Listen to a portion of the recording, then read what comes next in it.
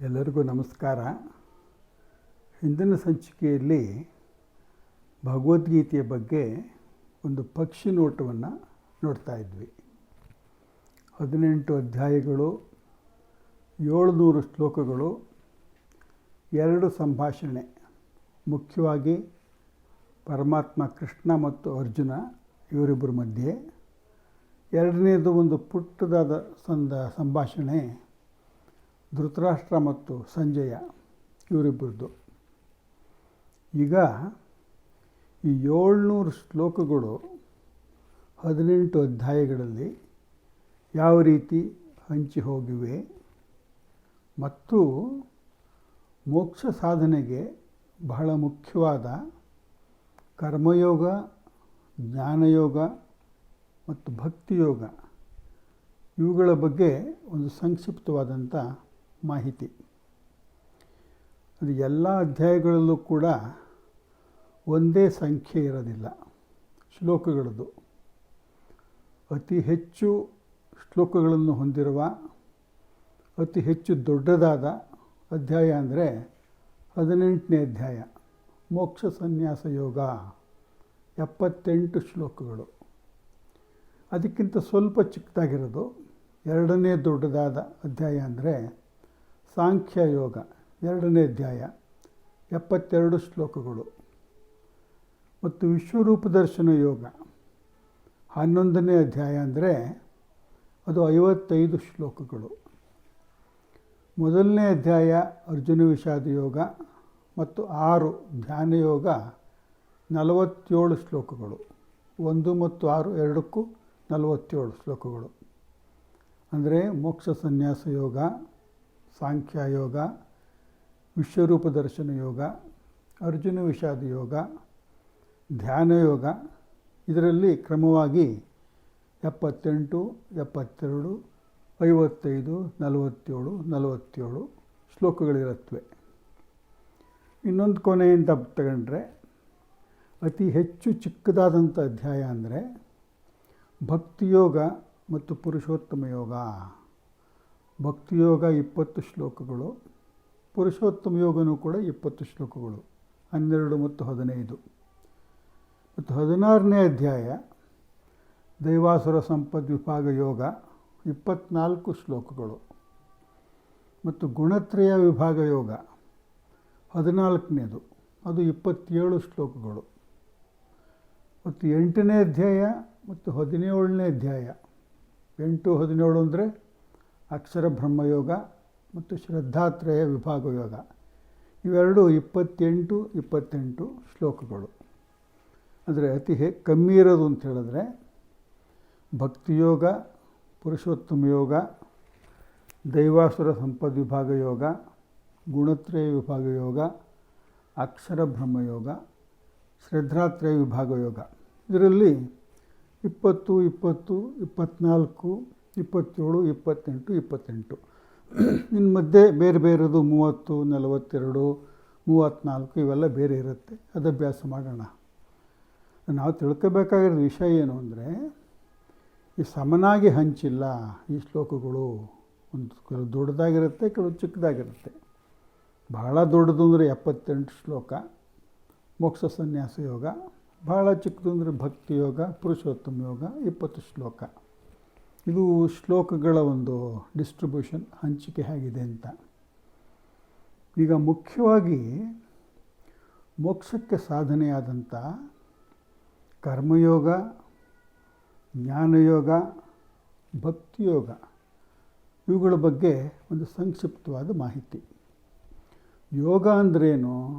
ಯುಜ್ ಅಂದರೆ ಸೇರಿಸೋದು, ಜಾಯಿನಿಂಗು. ನಮ್ಮ ಒಳಗೆ ದೇವರ ಒಂದು ಅಂಶ ಇದೆ, ಅದನ್ನು ಜೀವಾತ್ಮ ಅಂತಾರೆ. ಮತ್ತು ನಮ್ಮ ಹೊರಗೆ ಎಲ್ಲೆಲ್ಲೂ ಇರುವ ಸರ್ವಾಂತರ್ಯಾಮಿಯಾದ ನಿರಾಕಾರ ನಿರ್ವಿಕಾರನಾದ ದೇವರು ಅನ್ನೋ ಒಂದು ಶಕ್ತಿ ಇದೆ, ಅದನ್ನು ಪರಮಾತ್ಮ ಅಂತಾರೆ. ಈ ಜೀವಾತ್ಮ ನಮ್ಮ ದೇಹದಲ್ಲಿ ಸಿಕ್ಕಾಕೊಂಬಿಟ್ಟಿದೆ. ಈ ದೇಹದಿಂದ ಬಿಡಿಸ್ಕೊಂಡು ಜೀವಾತ್ಮ ಪರಮಾತ್ಮನಲ್ಲಿ ಸೇರೋದು, ಅದು ಯೋಗ ಅಂತ. ಯುಜ್ ಜಾಯಿನಿಂಗು. ತನುಬಂಧ ಕಳಚಿ ಜೀವವು ಅಖಂಡ ಚೇತನದ ಕುಣಿತದಲ್ಲಿ ಕೂಡಿರಲಿ ಮಂಕುತಿಮ್ಮ ಅಂತ ಹೇಳ್ತಾರ. ಅಖಂಡ ಚೇತನ ಇದೆ, ಅದ್ರ ಜೊತೆ ಜೀವಾತ್ಮೋಗಿ ಸೇರ್ಕೋಬೇಕು. ಅದನ್ನೇ ಮೋಕ್ಷ ಅಂತ ಅನ್ನೋದು. ಈ ಮೋಕ್ಷ ಪಡ್ಕೊಳ್ಳಿಕ್ಕೆ ಮುಖ್ಯವಾಗಿ 3 ವಿಧಗಳಿದೆ, ಸಾಧನೆ ಇದೆ. ಒಂದು, ನಮ್ಮ ದೇಹವನ್ನು ಉಪಯೋಗಿಸಿ, ನಮ್ಮ ಕೈ ಕಾಲುಗಳನ್ನು ಉಪಯೋಗಿಸಿ ಕೆಲಸ ಮಾಡೋದು, ಕರ್ಮ. ಕೆಲಸ ಮಾಡಿಬಿಟ್ಟು ಅದ್ರ ಮೂಲಕ ನಾವು ದೇವರನ್ನು ಸೇರ್ಕೊಂಡ್ರೆ ಅದು ಕರ್ಮಯೋಗ. ಅದರ ಬಗ್ಗೆ ನಾವು ಆಗಲೇ ಅಭ್ಯಾಸ ಮಾಡಿದ್ವಿ. ನಿಷ್ಕಾಮ ಕರ್ಮ ಮತ್ತು ಭೋಕ್ತೃತ್ವ, ಅದನ್ನು ತ್ಯಜಿಸ್ಬೇಕು ನಾವು. ಮತ್ತು ಈಶ್ವರಾರ್ಪಣ ಬುದ್ಧಿ ಅಂತ ಕೆಲಸ ಮಾಡಬೇಕು. ಕೆಲವು ನಿಯಮಗಳಿದೆ ಕರ್ಮಯೋಗದ್ದು. ಅದರ ಪ್ರಕಾರ ನಾವು ನಮ್ಮ ದೇಹವನ್ನು ಉಪಯೋಗಿಸಿ ಕೆಲಸವನ್ನು ಮಾಡಿ ನಾವು ದೇವರು ಸೇರ್ಕೊಂಡ್ರೆ ಅದು ಕರ್ಮಯೋಗ. ಅದರ ಬದಲು ನಮ್ಮ ಬುದ್ಧಿಯನ್ನು ಉಪಯೋಗಿಸ್ತೀವಿ ನಾವು, ಮೆದುಳು ಬುದ್ಧಿಯನ್ನು ಉಪಯೋಗಿಸಿ ಜ್ಞಾನವನ್ನು ಸಂಪಾದನೆ ಮಾಡಿಕೊಂಡು ದೇವರನ್ನು ಸೇರ್ಕೊಂಡ್ರೆ ಅದು ಜ್ಞಾನಯೋಗ. ಯಾವ ಜ್ಞಾನ? ನಾನು ಅಂದರೆ ಏನು ಅಂತ ತಿಳ್ಕೊಳ್ಳೋ ಜ್ಞಾನ. Self realisation is God realisation ಅಂತ ಹೇಳ್ತಾರೆ. Life is a journey of self realisation ಅಂತಾರೆ. ನಾನು ಅಂತ ಯಾರು ಸರಿಯಾಗಿ ತಿಳ್ಕೊಂಡಿರ್ತಾನೋ ಅವನೇ ಜ್ಞಾನಿ. ನನ್ನ ಬಗ್ಗೆ, ಈ ಪ್ರಪಂಚದ ಬಗ್ಗೆ, ದೇವರ ಬಗ್ಗೆ ಸರಿಯಾದ ಜ್ಞಾನವನ್ನು ಪಡ್ಕೊಂಡು ಅದ್ರ ಮೂಲಕ ದೇವರನ್ನು ಸೇರ್ಕೊಂಡ್ರೆ ಅದು ಜ್ಞಾನಯೋಗ. ಭಕ್ತಿಯೋಗ ಅಂದ್ರೇನು?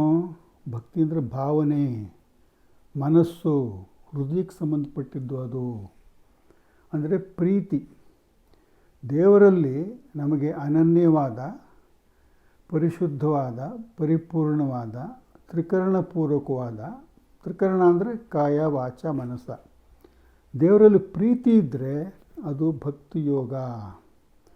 ಸೊ ಅದು ಪ್ರೀತಿ ಅಂದರೆ ದೇಹದ ಮೂಲಕ ಕೈಕಾಲುಗಳಿಂದ ಕೆಲಸ ಮಾಡಿ ದೇವರನ್ನು ಸೇರಿಕೊಂಡ್ರೆ ಕರ್ಮಯೋಗ. ಬುದ್ಧಿ ಮೆದುಳು ಮೂಲಕ ಹೋದರೆ ಜ್ಞಾನಯೋಗ. ಹೃದಯದ ಮೂಲಕ ಹೋದರೆ ಅದು ಭಕ್ತಿಯೋಗ. ಸೊ ದೇಹವೃತ್ತಿ, ಬುದ್ಧಿವೃತ್ತಿ, ಮನೋವೃತ್ತಿ 3 ಕೂಡ.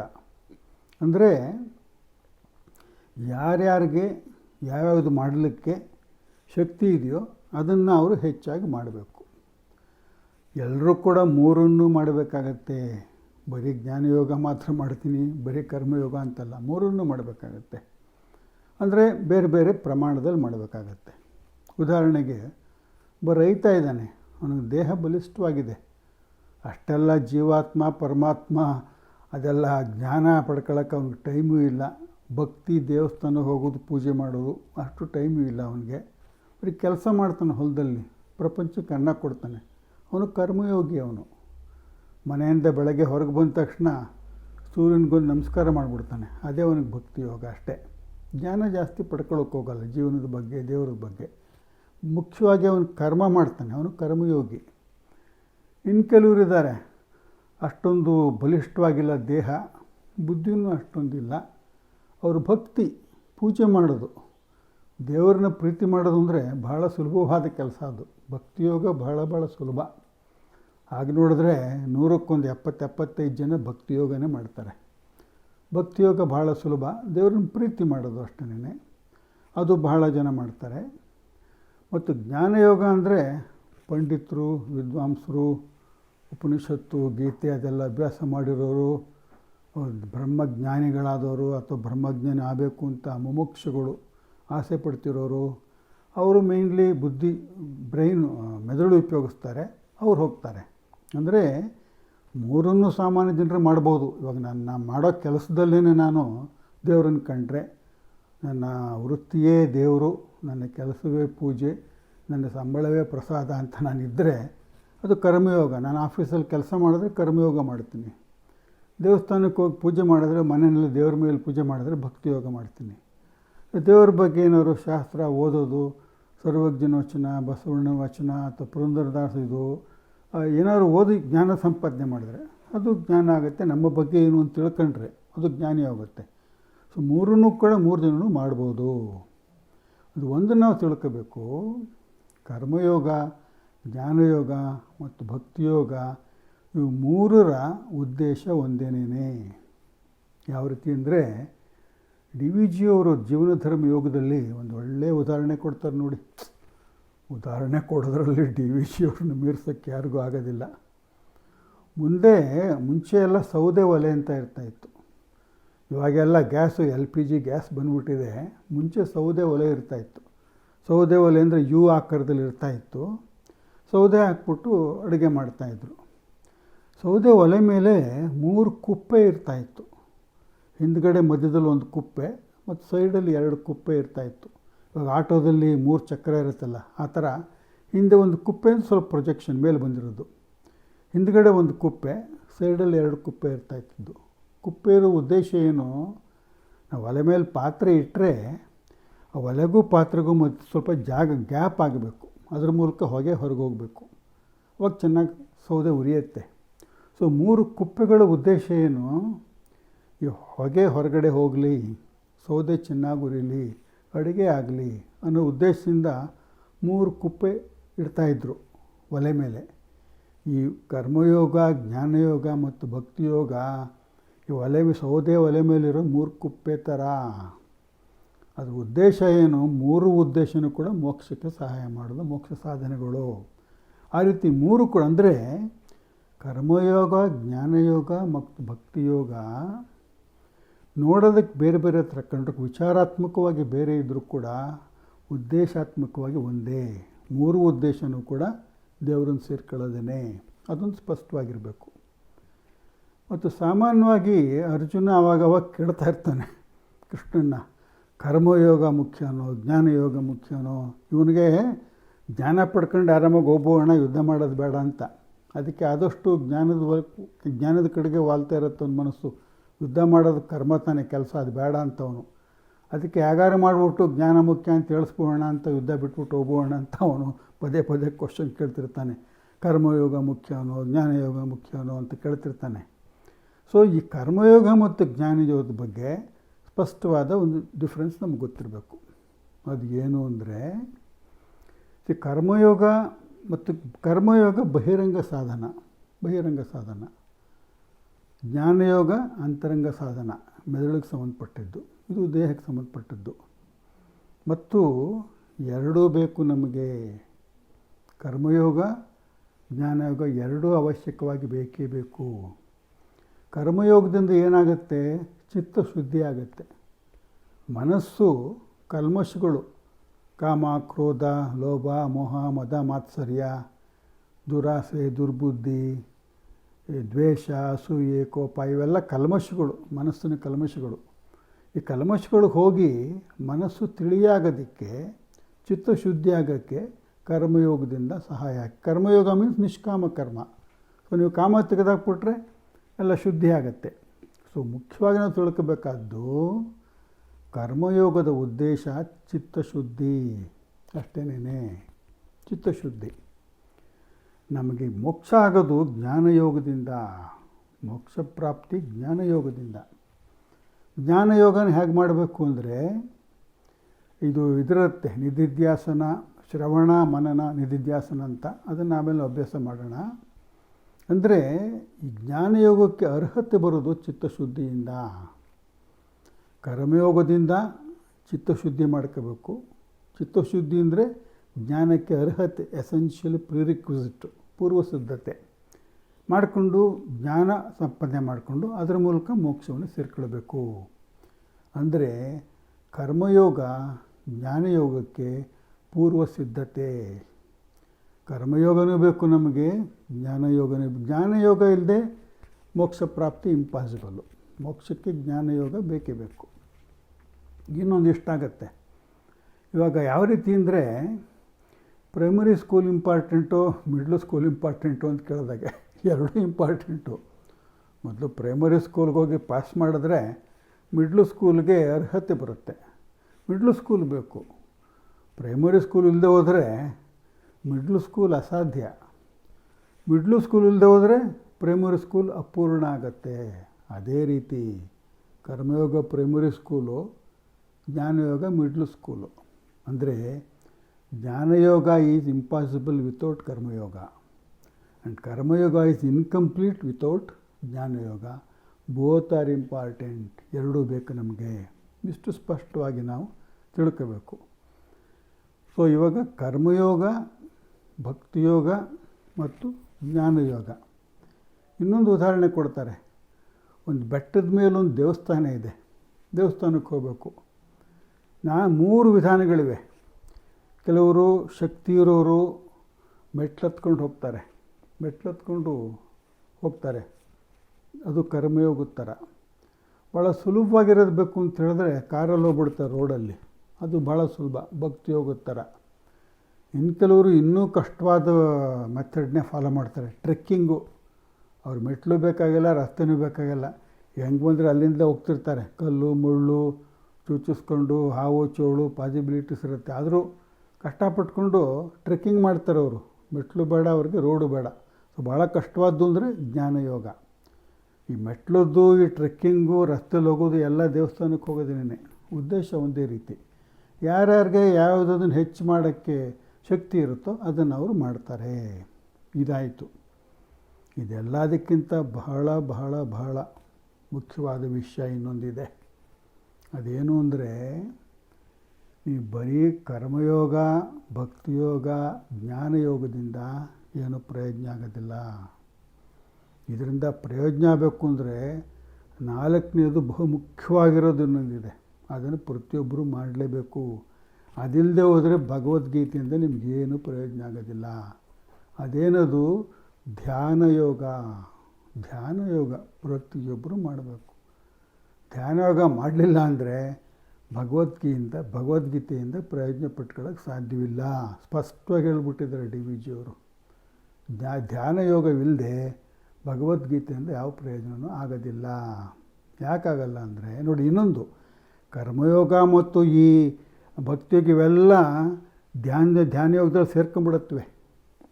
ನೋಡಿ, ಜ್ಞಾನಯೋಗ ಮತ್ತು ಧ್ಯಾನಯೋಗಕ್ಕೆ ಇಂಪಾರ್ಟೆಂಟ್ ಡಿಫ್ರೆನ್ಸ್ ಅಂದರೆ, ಜ್ಞಾನಯೋಗ ಥಿಯರಿ ಕ್ಲಾಸು, ಧ್ಯಾನಯೋಗ ಪ್ರಾಕ್ಟಿಕಲ್ ಕ್ಲಾಸು. ಬರೀ ಥಿಯರಿ ತಿಳ್ಕೊಂಡ್ರೆ ಏನೂ ಪ್ರಯೋಜನ ಆಗಲ್ಲ, ಅದನ್ನು ಅನುಷ್ಠಾನಕ್ಕೆ ತರಬೇಕು ತಾನೆ. Unused knowledge is as good as ignorance, rather as bad as ignorance. ಧ್ಯಾನಯೋಗ ಪ್ರಾಕ್ಟಿಕಲ್ ಕ್ಲಾಸು, ಜ್ಞಾನಯೋಗ ಥಿಯರಿ ಕ್ಲಾಸು. ಸೊ ಇವು 3 ಒಟ್ಟಿಗೆ ಸೇರ್ಕೊಳ್ಳೋದು ಧ್ಯಾನಯೋಗದಲ್ಲಿ. ಉದಾಹರಣೆಗೆ, ಬೆಲ್ಲ ಸಿಹಿಯಾಗಿರುತ್ತೆ ಅನ್ನೋದು ಜ್ಞಾನ. ಸಿಹಿಯಾಗಿರುತ್ತೆ ಅಂತ ತಿಳ್ಕೊಂಬಿಟ್ರೆ ನಮ್ಗೆ ಗೊತ್ತಾಗ್ಬಿಡುತ್ತಾ ಬೆಲ್ಲ ಏನು ಅಂತ. ನಾಲ್ಕೈನು ಇಟ್ಕೊಂಡು ಅದನ್ನು ಅನುಭವಿಸ್ಬೇಕು, ರುಚಿ ಅನುಭವಿಸ್ಬೇಕು. ಆವಾಗಲೇ ಬೆಲ್ಲ ಅಂದ್ರೇನು ಅಂತ ಗೊತ್ತಾಗಬೇಕಾರೆ. Knowledge is different from knowing. Knowledge is just a memory stored in the brain, just like tape recorder. ಅದರೇನು ಪ್ರಯೋಜನ ಆಗಲ್ಲ. ಅದನ್ನು ನಾವು ಕಾರ್ಯರೂಪಕ್ಕೆ ತಂದಾಗ, ಅನುಷ್ಠಾನ ಮಾಡಿದಾಗ ಮಾತ್ರ ಅದರಿಂದ ಪ್ರಯೋಜನ ಆಗೋದು. ಇದು ನೋಡಿ, ಇದು ಭಾಳ ಭಾಳ ಮುಖ್ಯ. ಇದು ಇವಾಗ ಒಬ್ಬನಿಗೆ ಬಾಯಾರಿಕೆ ಆಗಿರುತ್ತೆ, ಅವನೇನು ಮಾಡಬೇಕು? ನೀರು ಕುಡಿಬೇಕು. ನೀರು ಬಗ್ಗೆ ಅವನು ಜ್ಞಾನ ಪಡ್ಕೊಂಬಿಟ್ರೆ ಬಾಯಾರಿಕೆ ಹೋಗ್ಬಿಡತ್ತಾ? ನೀರು ಅಂದರೆ ಒಂದು ಕಲರ್ಲೆಸ್ ಲಿಕ್ವಿಡ್ಡು, ಬಣ್ಣ ಇಲ್ಲದೆ ಇರೋ ದ್ರವ, ಅದು ವಾಸನೆ ಇಲ್ಲ. ಅದಕ್ಕೆ H2O 2 ಹೈಡ್ರೋಜನ್ನು 1 ಆಕ್ಸಿಜನ್ನಿಂದ ಆಗಿದೆ. ಅದು ಮೇಲಿನಿಂದ ಕೆಳ ತನಕ ಹರಿತಾ ಇರುತ್ತೆ. ಈ ನೀರಿನ ಬಗ್ಗೆ ಪ್ರಪಂಚದಲ್ಲಿರೋ ಜ್ಞಾನ ಎಲ್ಲ ಅವನ ತಲೆಗೆ ತುಂಬಿದ್ರೂ ಕೂಡ ಅವನಿಗೆ ಬಾಯಾರಿಕೆ ಕಮ್ಮಿ ಆಗೋದಿಲ್ಲ. ಬಾಯಾರಿಕೆ ಕಮ್ಮಿ ಆಗಬೇಕಾದ್ರೆ ಕುಡಿಬೇಕು, ಅನುಭವಿಸ್ಬೇಕು ಅದನ್ನು. ಮತ್ತು ಇವಾಗ ಪ್ರಾಣಿಗಳು ನೀರು ಕುಡಿದ್ಬಿಟ್ಟು ಬಾಯಾರಿಕೆ ಹಿಂಗಿಸ್ಕೊಳ್ಳುತ್ತವೆ. ಅವಕ್ಕೇನು ನೀರಿನ ಬಗ್ಗೆ ಜ್ಞಾನ ಇರುತ್ತೆ? ಅವಾಗೆ ಇರೋದಿಲ್ಲ. ಸೊ ಜ್ಞಾನ ಅಷ್ಟು ಮುಖ್ಯ ಅಲ್ಲ. ವಿಜ್ಞಾನ ಅಂದರೆ ಅನುಭವಕ್ಕೆ ಬಂದಂಥ ಜ್ಞಾನ, ಅದು ವಿಜ್ಞಾನ ಅಂತ. ವಿಜ್ಞಾನ ಯೋಗ ಅಂತಲೇ ಒಂದಿದೆ, 7ನೇ ಅಧ್ಯಾಯ. ಅಂದರೆ ಇಲ್ಲಿ ಜ್ಞಾನ ಅಂದರೆ ಈ ಹುಡುಗರು ಓದ್ತಾರಲ್ಲ, ಫಿಸಿಕ್ಸು ಕೆಮಿಸ್ಟ್ರಿ ಆ ಥರ ಜ್ಞಾನ ಅಲ್ಲ. ಇದು ಎಜುಕೇಷನ್ ಸೈನ್ಸ್ ಅಲ್ಲ. ಈ ಆಧ್ಯಾತ್ಮ ಪಾರಮಾರ್ಥಿಕದಲ್ಲಿ ವಿಜ್ಞಾನ ಅಂದರೆ ಅನುಭವಕ್ಕೆ ಬಂದಂಥ ಜ್ಞಾನ, ಅದು ವಿಜ್ಞಾನ ಅಂತ. ಸೊ ಈ ಧ್ಯಾನ ಭಾಳ ಭಾಳ ಇಂಪಾರ್ಟೆಂಟು.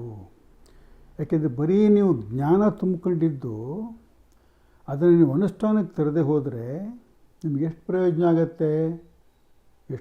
ಆಗತ್ತೆ ಅಂದರೆ, ಬ್ಯಾಂಕಲ್ಲಿ ಕ್ಯಾಶಿಯರು ನೋಟ್ ಎಣಿಸಿದಷ್ಟೇ ಪ್ರಯೋಜನ ಆಗೋದು. ಡಿ ವಿ ಜಿಯವರು ಒಂದು ಒಳ್ಳೆ ಮಾತು ಹೇಳೋ ಒಂದೇ ಪದ್ಯ ಇದೆ, 755ನೇ ಪದ್ಯ. ಮತಿಗರ್ಥವಾದೊಡೆಯಿನ್ ಸ್ಮೃತಿಯೊಳದು ನೆನೆಸಿರಲಿ, ಸತತ ಸಂಧಾನದಲ್ಲಿ ಪರಮಾರ್ಥವಿರಲಿ. ಶತಲಕ್ಷ ಧನದ ಲೆಕ್ಕವ ಬಾಯಿ ನುಡಿದೊಡೆ, ಮೃತಿಯಷ್ಟು ವೆಚ್ಚಕ್ಕೆ ಮಂಕುತಿಮ್ಮ. ಬರೀ ಬ್ಯಾಂಕಲ್ಲಿ ಕ್ಯಾಶಿಯರ್ ನೋಟ್ ಎಣಿಸ್ದಂಗಪ್ಪ ಅಷ್ಟೇ ಬರೀ ಜ್ಞಾನಯೋಗ ಅಂದರೆ. ಅವನಿಗೇನು ಮನೆಗೆ ತಗೊಂಡೋಗೋ ಸಂಬಳ ಅದೇನೇ ಧ್ಯಾನಯೋಗ, practical. Without practical class mere theories of no use. ಎಷ್ಟು ಪ್ರಯೋಜನ ಆಗುತ್ತೆ ಅಂದರೆ, ಈ ಪಾಯಸದಲ್ಲಿ ಮುಳುಗಿರೋ ಸೌಟು ಥರ. ಸೌಟು ಯಾವಾಗಲೂ ಪಾಯಸದಲ್ಲಿ ಮುಳುಗಿರುತ್ತೆ. ಪಾಯಸದ ರುಚಿ ಗೊತ್ತಾಗೋದಿಲ್ಲ. ಬರೀ ಜ್ಞಾನ ತುಂಬಿಕೊಂಡು ಅದನ್ನು ಉಪಯೋಗಿಸದೆ ಹೋದರೆ ಪಾಯಸದಲ್ಲಿ ಮುಳುಗಿರೋ ಸೌಟು ಥರ ಆಗ್ಬಿಡ್ತೀವಿ ನಾವು. ಇದ್ರ ಬಗ್ಗೆ ಇನ್ನು ಕೆಲವು ವಿಷಯಗಳಿವೆ. ಧ್ಯಾನಯೋಗದ ಮುಖ್ಯ ಇದೆ, ಇಂಪಾರ್ಟೆಂಟ್. 4 ಮಾಡಬೇಕು ಪ್ರತಿಯೊಬ್ಬರೂ. ಕರ್ಮಯೋಗ ಮಾಡಬೇಕು, ಭಕ್ತಿಯೋಗ ಮಾಡಬೇಕು, ಜ್ಞಾನಯೋಗ ಮಾಡಬೇಕು. ಧ್ಯಾನಯೋಗ ಎಲ್ಲರೂ ಮಾಡಲೇಬೇಕು. ದೇಹವೃತ್ತಿ, ಮನೋವೃತ್ತಿ, ಜ್ಞಾನವೃತ್ತಿ ಮತ್ತು ಪ್ರಾಕ್ಟಿಕಲ್ ಕ್ಲಾಸು ಧ್ಯಾನಯೋಗ. ಇದರ ಬಗ್ಗೆ ಇನ್ನೂ ಕೆಲವು ವಿಷಯಗಳನ್ನ ಮುಂದಿನ ಸಂಚಿಕೆಯಲ್ಲಿ ಅಭ್ಯಾಸ ಮಾಡೋಣ. ನಮಸ್ಕಾರ.